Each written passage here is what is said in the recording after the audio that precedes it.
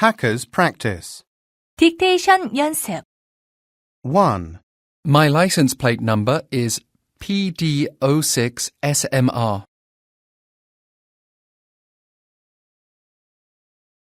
My license plate number is PD06SMR.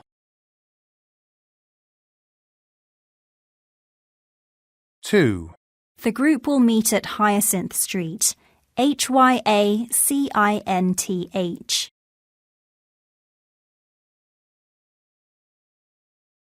The group will meet at Hyacinth Street, HYACINTH.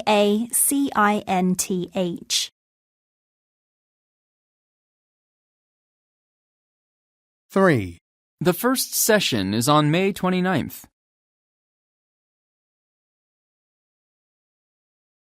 The first session is on May 29th.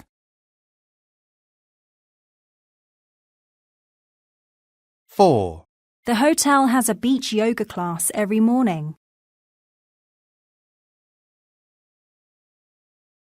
The hotel has a beach yoga class every morning.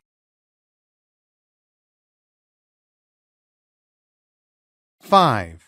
Our healthcare centre has regular yoga and Pilates classes which you can join. Our healthcare centre has regular yoga and Pilates classes which you can join.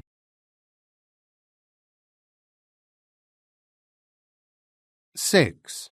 Excessive carbohydrate intake and minimal physical exercise might lead to heart disease. Excessive carbohydrate intake and minimal physical exercise might lead to heart disease.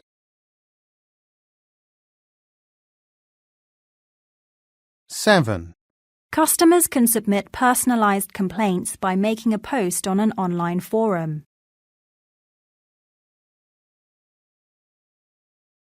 Customers can submit personalized complaints by making a post on an online forum.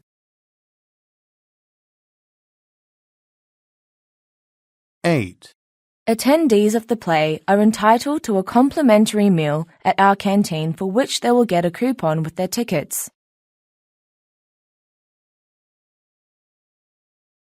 Attendees of the play are entitled to a complimentary meal at our canteen for which they will get a coupon with their tickets.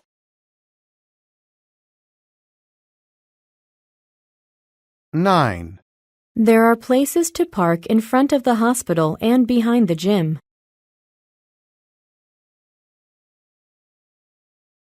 There are places to park in front of the hospital and behind the gym.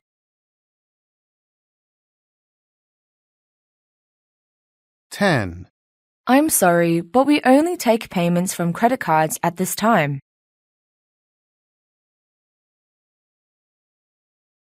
I'm sorry, but we only take payments from credit cards at this time.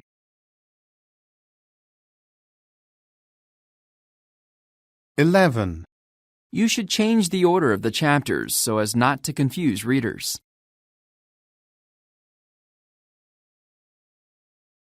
You should change the order of the chapters so as not to confuse readers.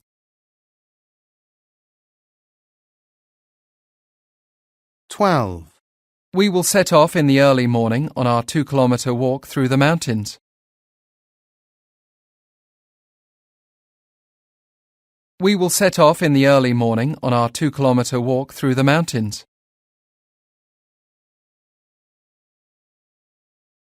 13. There will be an opportunity to try some traditional Japanese crafts, including pottery and flower arranging at the heritage site.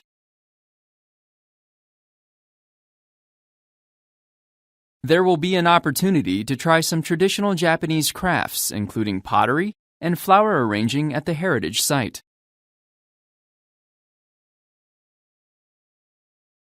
14. Germany's invasion of Belgium in 1914 marks the true beginning of World War I.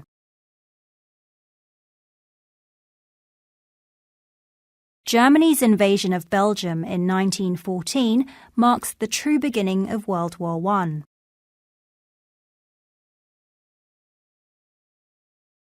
15.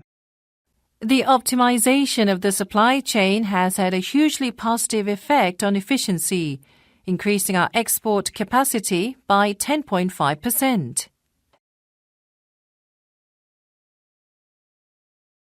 The optimization of the supply chain has had a hugely positive effect on efficiency, increasing our export capacity by 10.5%.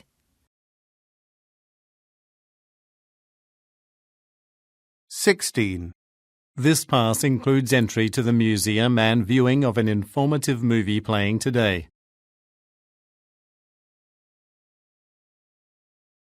This pass includes entry to the museum and viewing of an informative movie playing today.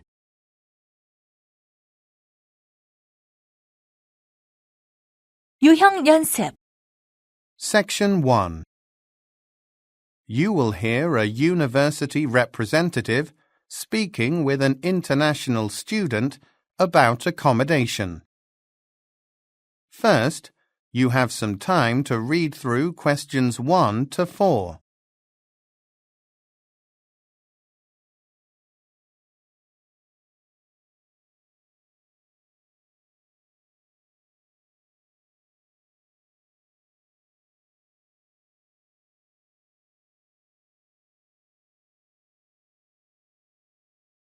Now, listen carefully and answer questions 1 to 4. Good morning. University Housing Services Office. What can I help you with? Hi, I'm interested in getting some information about a room in university halls, such as availability, cost, and so on. Sure. Are you a full-time student here? I am, yes. I'm actually on an exchange program from the United States. I would like to be close to campus, so I think staying in student halls would be perfect. I have some options for you then. But before we talk about that, may I ask for your name and contact number? Stephanie Mills. My mobile number is 543-2928. Thanks, Stephanie. So let's talk about some of your preferences for the halls. First of all, how long would you like to stay for? Just for 6 months. I'll be returning to the United States for the summer holiday. So, one option I found is on Canton Road. It's a single room on the second floor of Westgate House, which used to be a shared room, so is quite big. It is fully furnished and has a double bed and a desk. That costs £120 per week and is 10 minutes walk from campus, just past the train station. Does that include meals? No, it doesn't, I'm afraid.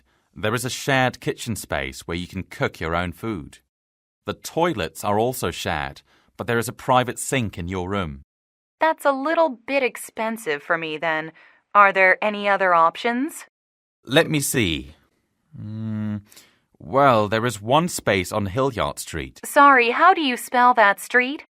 Hillyard Street. Hilliard. That is a shared room in Strand House. Thanks. And how much is that? That is £130 a week, but does include breakfast and lunch on weekdays. There is a canteen in the building which is open to all residents.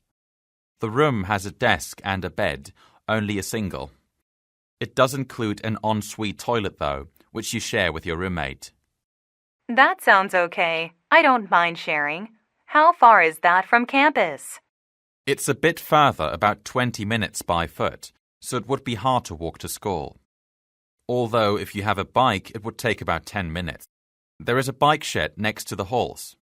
Or there is a bus which takes about 5 minutes, so if you're running late, you can jump on that. That sounds great. I will probably cycle most days. When can I move in? As soon as you're ready. Just come down to the office first and we'll sort out the relevant paperwork. Wonderful. I'll be there later today. Thanks for your help. No problem. See you later. Okay, bye. Goodbye. You now have 15 seconds to check your answers.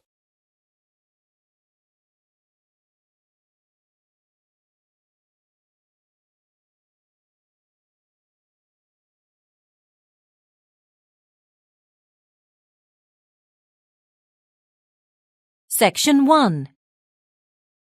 You will hear a telephone conversation between a sales agent for a ticketing office and a customer. First, you have some time to read through questions 5 to 8.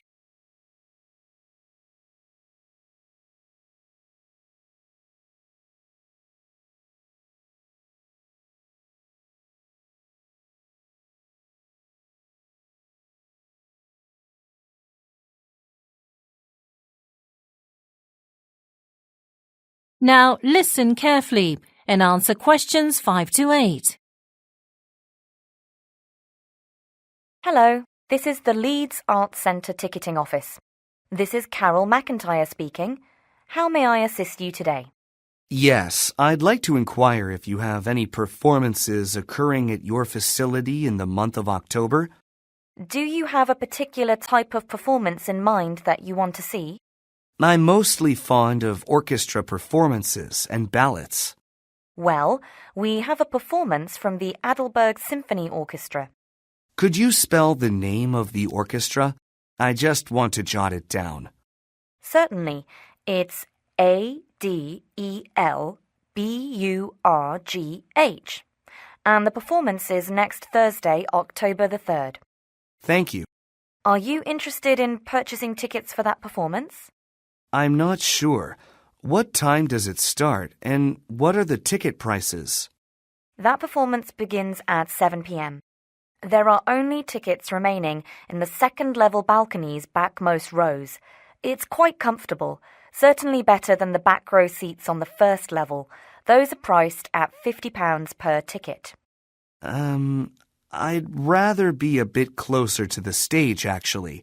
What about ballets in October? Oh, there will be a splendid ballet rendition of Romeo and Juliet given by the Royal Ballet Company. I highly recommend that one.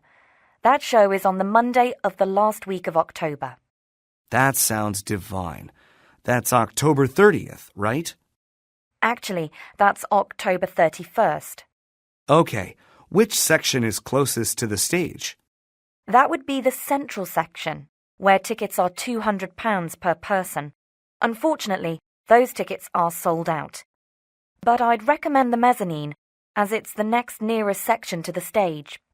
And how much are those tickets?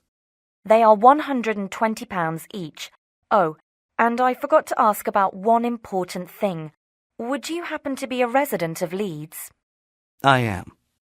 Then you should also note that we host several events especially for residents throughout the year, including performances by acclaimed opera singer Claudia Vento and the Leeds Boys Choir on the December 12th. We have all types of seats available for those. And we have less expensive drinks on those nights, and the performances are free of charge. Oh, wonderful. But I still need to ask my friend if the ticket prices for the October ballot sound affordable for her. Can I call you back later to buy the tickets? Absolutely.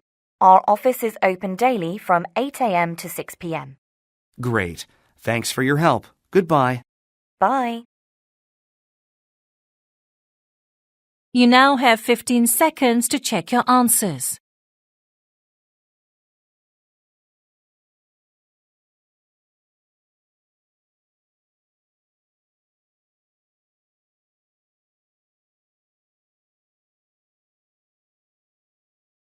Section 3.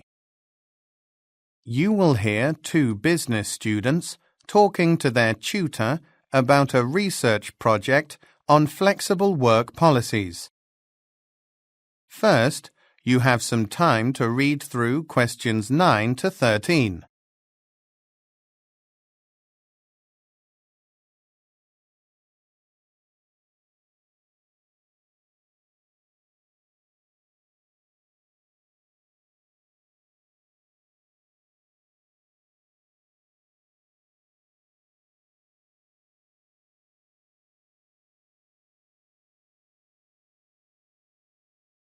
Now listen carefully and answer questions 9 to 13.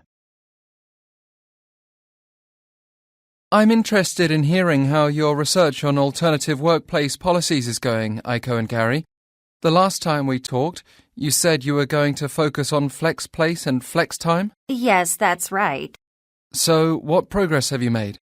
Well, I looked through some case studies I found in the library showing that flex time policies, which basically let employees decide what hours they work, allow for less fatigue and illness. In addition, motivation among company workers was increased, and people were more enthusiastic about their work. What conclusion did the studies reach? It seems flex time is really great for employees, actually. They can adapt their work hours to public transportation schedules and road traffic, and even more importantly, they have opportunities to spend more time with their children. So, their work-life balance is greatly improved. I've discovered that, with flex time, parents don't have to give up their jobs to raise their kids. This has been a great advantage for mothers and fathers with very young children. That's all good. You should research more about how flex time has benefited employers, since the project must cover that as well. I think you have enough material on employees' viewpoints. Could you add some details about that to your analysis? Absolutely. And I'll read through some other studies I found proving that flex time employees make fewer errors and are more effective. Great. Now, Aiko, to come back to you, have you found any similar results with regard to flex place?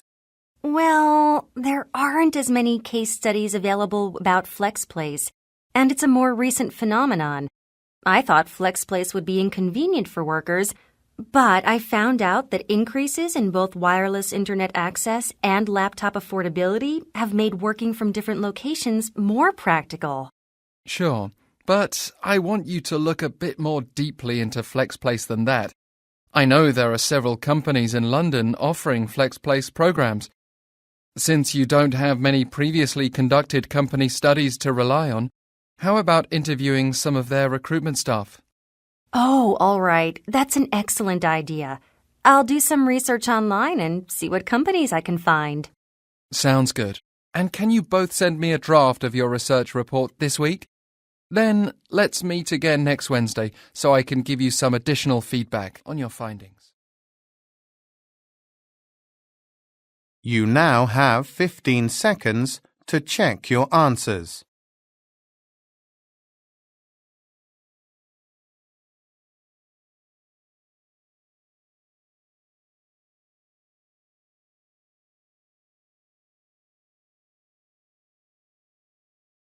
Section 4. You will hear a talk given by a professor about the history of mines in Australia. First, you have some time to read through questions 14 to 19.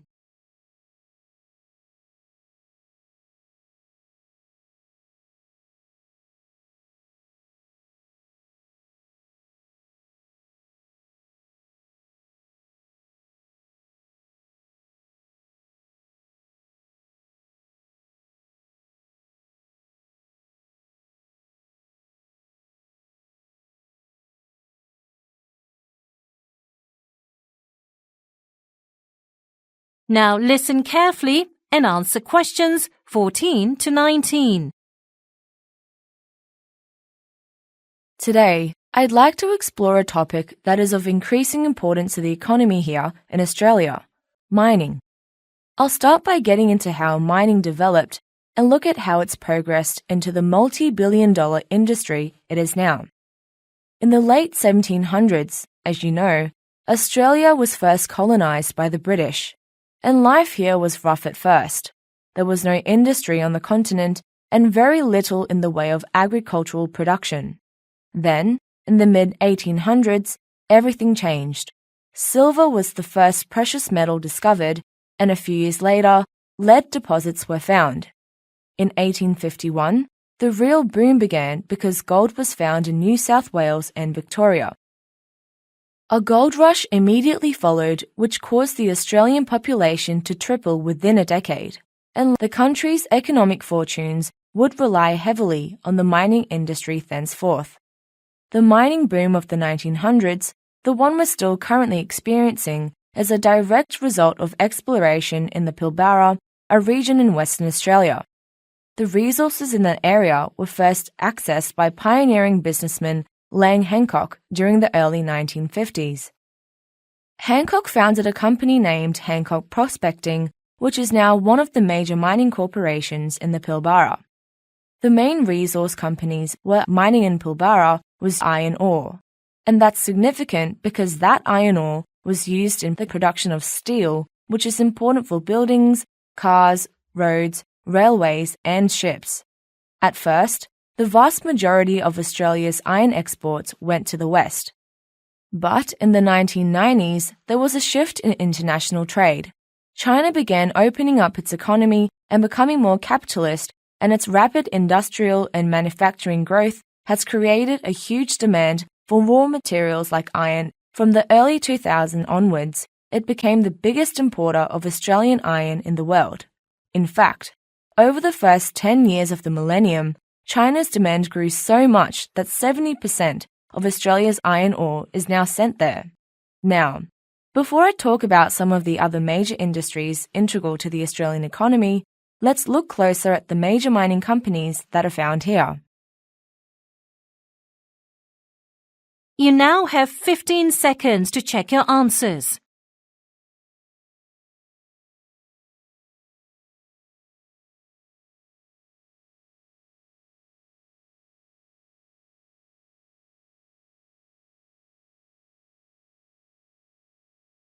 Hackers Test. Section 4. You will hear a talk given by a professor in a class about food safety. First, you have some time to read through questions 1 to 10.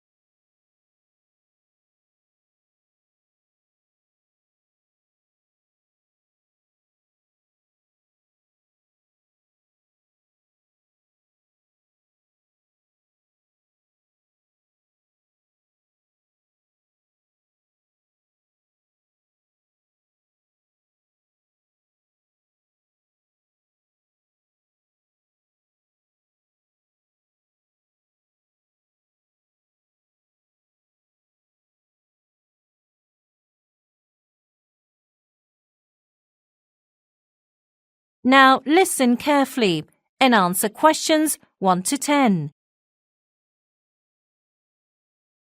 Last time we discussed foodborne diseases and why they spread, and today we'll delve more deeply into the ways that food safety has and can continue to be strengthened. You'll all remember that food can act as a place for bacteria to duplicate in, which often leads to food poisoning. But theoretically speaking, it's completely possible to prevent food poisoning. Accordingly, the World Health Organization, or the WHO, has set forth 5 standards that it recommends for the hygienic management of food products worldwide. The first standard is the prevention of food contamination by human, pet, or pest-related bacteria. For many restaurants, this has been as simple as making sure sanitation and pest extermination standards are up to date. And it also means ensuring that staff follow health guidelines to avoid any accidental bacterial contamination of food. The second standard is the separation of raw and cooked foods. E. coli and salmonella are frequently referenced by food scientists as some of the most harmful bacteria living in animal-produced raw foods. Moreover, parasites, worms and mold can be found in many fish and dairy products. To stop cross-contamination from these nasty and potential infectious bugs, food storage standards are constantly evaluated by grocery stores and dining establishments across the globe. The third standard addresses the adequate times and temperatures for cooking food products. Dr. Darwin Sun, a professor at the University of Dublin, has established the widely accepted claim that the majority of foodborne bacteria die when food reaches an internal temperature of about 60 degrees centigrade. Food, especially animal products that remain at temperatures between 5 and 50 degrees centigrade, are within what the WHO considers the danger zone, where the number of foodborne bacteria can double in as little as 20 minutes. So that brings me to the fourth standard, which is the storage of food at proper temperatures. The United States Department of Agriculture, or USDA, has defined proper food storage guidelines, including the storage of food products at temperatures of 30 degrees centigrade or higher for no longer than 1 hour. Additionally, industrial refrigerators at restaurants undergo inspections twice annually in most countries to ensure proper storage temperatures. The WHO's final food safety standard deals with the use of safe water at food-related establishments. There have been significant developments in the design of filtration systems for drinkable water, and new systems have been put in place in many countries. This has led to overall water quality improving worldwide by nearly 10% since 2014. Unfortunately, however, lesser developed countries still face many difficulties with access to safe water sources. Further problems also lie in the inconsistent health and safety standards for each country with relation to water filtering and food production.